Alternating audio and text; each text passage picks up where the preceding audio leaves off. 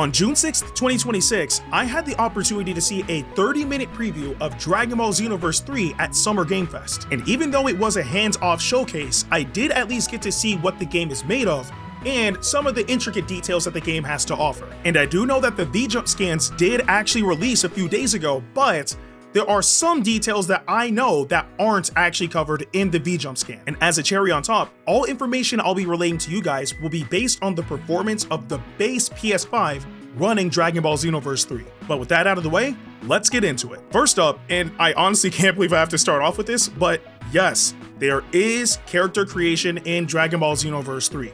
I know a lot of people were worried because of some of the wording, I believe that was either on like Steam or whatever the case may be, about just having a customizable avatar. But yes, there is CACs in Dragon Ball Xenoverse 3, much like how it was with Xenoverse 1 and Xenoverse 2. The races that I got to see specifically were Male Saiyan, Male Earthling, Female Majin, and Frieza race. I didn't get to see Namekian, however, but I'm pretty sure if all the other races are there, Namekians are more than likely going to be in the game too. But yes, CACs are in Dragon Ball Xenoverse 3. And even though I still don't know their official names yet, I can confirm that John 1000 is the placeholder Male Saiyan character, and Jane 1000 is the placeholder Female Earthling character. I can also confirm that Brett is a Male Earthling as well. And on the topic of character customization, I did get to see some brand new outfits for both quote-unquote John 1000 and Jane 1000. And I have to admit, the outfits in Dragon Ball Xenoverse 3 are fire. They look so good, because normally when it comes down to Xenoverse 1 and Xenoverse 2, you probably would have, just for example, right? You have Goku's gi as your top, and like maybe Piccolo's like pants for like the bottom or something, right? And like you'd like mix and match and like things of the sort. No. In Xenoverse 3, we have actual outfits that aren't directly related with Dragon Ball characters. Like I got to see streetwear for both John and Jane 1000, and they were looking immaculate. Trust me, you guys are gonna love the outfits. Remember that scene at the end of the trailer where we got to see Bulma crashing into the room? Well, that apartment actually is a place where you can enter and run around and customize as well. In that scene, you only see the room while it's kind of in chaos and it's dirty and there's books and whatever everywhere, but you can actually fully customize that room because that is your apartment building. So you can run rampant and customize it however you want, but for the trailer and from what I saw, we only got to see it while it's in chaos, but it is fully customizable. You can also customize your character in your apartment as well. And of course, if you're living in an apartment, it's within an entire building. So yes, you can leave through the apartment door and you can see the foyer of the entire building as well. And you can either take the elevator to go all the way down, or you can just jump down from the middle. But there are actual Dragon Ball characters who are kind of just chilling in there as well. Two characters that I saw in particular are Future Trunks and Vegeta. I also do think that this is important to note, but all character models and animations are completely redone from scratch. Nothing that I saw so far anyway has been taken from Dragon Ball Xenoverse 1 or Dragon Ball Xenoverse 2 in terms of character models and animations. So from what I've seen, everything has been remade from the ground up. And as a cherry on top, you're now able to run with your character in the hub world. We were never able to do that in both Xenoverse 1 and Xenoverse 2, but now in Xenoverse 3, you can.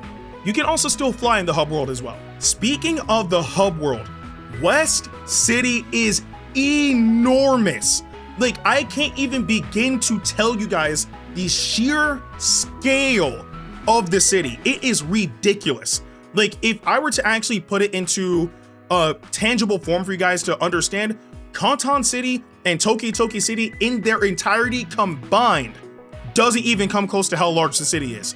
It is huge. During the preview, we didn't get to see any PvP.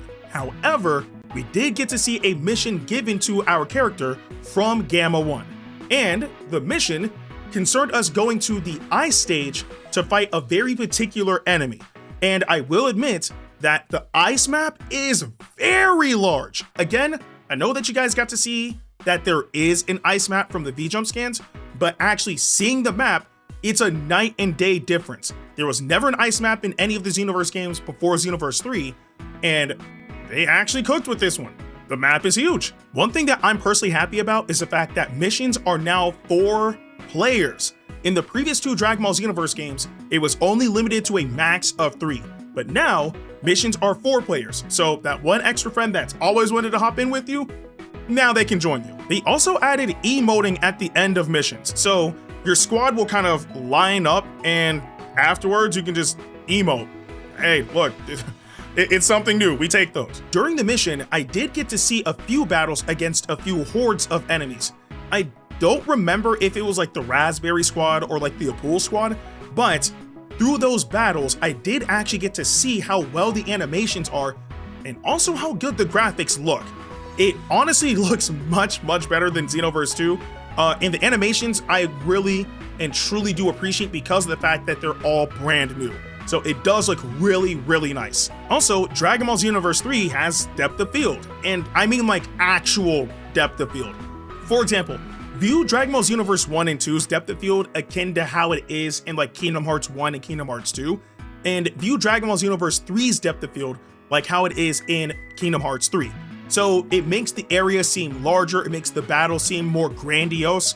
It looks nice. And of course, I did get to see the brand new HUD as well. And just to put it plainly, the HUD pretty much looks exactly like the HUD from Xenoblade Chronicles 3. What I mean by that is, on the top left, of course, you have your health gauge, and you also have your teammates' health on there as well. If you're fighting a boss, their health gauge is in the top middle. And then afterwards, if you look on the bottom middle towards the right side, that's where your supers are at. And on the bottom middle near the left side, that's where your ultimate and other attacks are at, if you will. And I'll explain what those are later on in this video. And now we can focus on the combat. Now, I did actually get to see the female Earthling attack, and her attacks actually did seem to look kind of clean. They definitely seem to be flashier than they were in Dragon Ball Xenoverse 1 and 2. So if the visual appeal of how combos look is really the thing that you're focused on, I think you're gonna like how they look like in Dragon Ball Xenoverse 3. I did get to see some super attacks in action as well. The moves that I got to see were Kamehameha, Super God Fist, Emperor's Edge, Maximum Charge, and Kaioken Assault. I did get to see an ultimate attack in action as well, and that move I got to see was Super Kamehameha. And there's actually 2 new things that they did with that move that I really do like. One of which is, before you fire the move, you're actually now able to aim the attack, which is good. In Xenoverse 2 and also in Xenoverse 1, there have been moments where you would fire off a move and it would shoot off into the distance. Not anymore. You have the ability to aim the attack before you fire it. The other thing that they did was it's now a multi-hitting attack. What I mean by that is I got to see the move utilized against a horde of enemies, and it actually blasted through every single one of them. Whereas in the previous games, if enemies were to travel into the blast, they could get hit by it. But now, the blast, if you're in its path in any capacity, you will get hit. Also, it seems as if Stamina Break is completely gone and replaced with a completely new system. And I wish I had more clarification on this particular detail, but unfortunately, I don't. But it does seem like there is a new way of being able to break your opponent's stamina, so that way you'll be able to continue your combo. This next detail is something I personally really like, but we'll see how the general populace feels about this. But your super attacks and your ultimate attacks are now tied to cooldowns, which means you are not able to spam moves in Dragon Ball Xenoverse 3. After you use a super attack or an ultimate attack, you have to wait a certain amount of time for that move to become available again. I believe one exception to that rule is a key charging move, because I did get to see Maximum Charge in action, but apart from that, your moves are tied to cooldowns. And of course, your supers will recover faster than your ultimate attack, but your ultimate attack does take a decent amount of time for it to come back. And now time for some new mechanics. So, I did get to see a brand new mechanic called Soul Switch, and it pretty much allows you to harness the soul of an OG Dragon Ball character and be able to utilize them for a limited amount of time. I believe in the example that I saw, I got to see my character soul switch with Trunks, and then they were Trunks for a limited amount of time. And when you soul switch, again, you are that character for a little bit, so you get access to their moves as well. I do remember one move I saw was Shining Slash, but that's about it from the top of my head. I did also get to see another new mechanic called Soul Assist, and pretty much the best way that I could describe this is If you guys remember that update that Dragon Ball Xenoverse 2 got, where you're able to do like a dual ultimate attack with your mentor, it's that, but not ultimate attacks. Specifically, you're doing a dual super with your mentor, or I guess in this case, with a Dragon Ball character. And the example that I did get to see was with Vegeta. I was so happy when I saw this one, but yes, awakening skills do make a return. And one requested feature that people have been begging for 11 years is an actual thing in Xenoverse 3. Yes, when you transform as a Saiyan, your hair does spike up. I got to see it in action. It looks nice.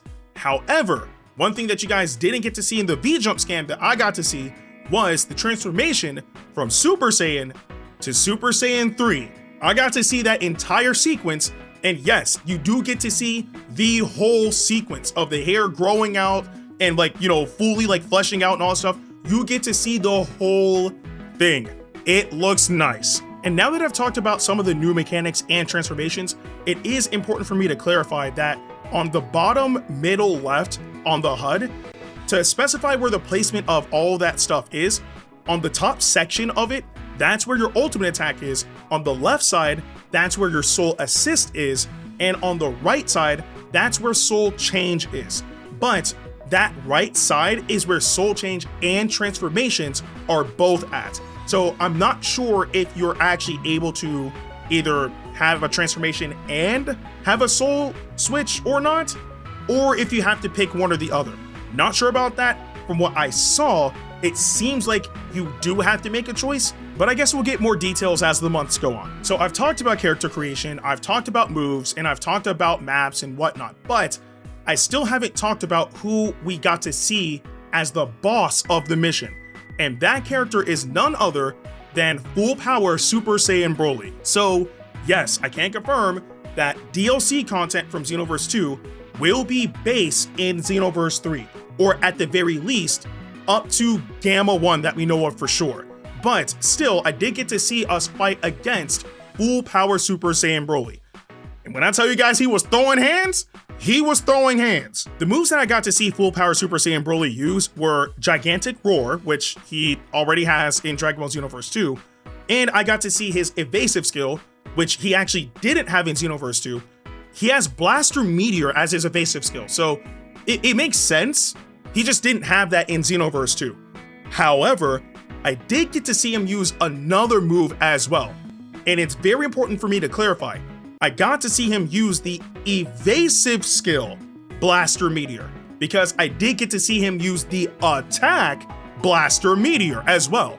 And in this particular case, I don't know if this was a specific mechanic that was tied with the mission, but he would teleport around the map and then unleash Blaster Meteor from Dragon Ball Super, where again, his power was out of control and he started shooting out projectiles everywhere.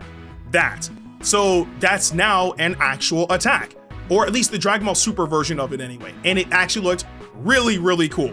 So again, I'm not sure if that was specifically tied with the mission as like maybe a mission type of mechanic, but if that is an actual move of his, Broly got a brand new move. Now I know one thing people are wondering about is if there are any brand new races in Dragon Ball Xenoverse 3. And I wish I could give you guys some sort of confirmation, but as far as I can relate to you guys, I don't know. We did not get to see anything of the sort apart from the initial stuff we would expect from Xenoverse.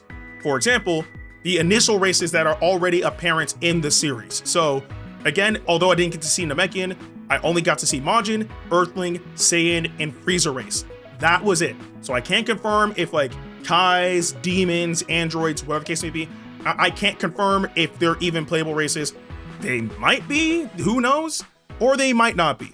I guess we'll have to wait and see. And finally, a slight tidbit about the story of Dragon Ball Xenoverse 3. So, the story takes place well after Goku's general adventures, and it's now up to the Great Saiyan Squad to protect the peace in their stead. So, with it being age 1000, it makes sense that Goku and the entire gang are gone, right? But they did point out to us that Bulma is here, but it's age 1000. Like, what's going on with that?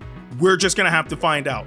But again, we are part of the Great Saiyan Squad, and it's up to us to maintain the peace of West City and generally the entire planet.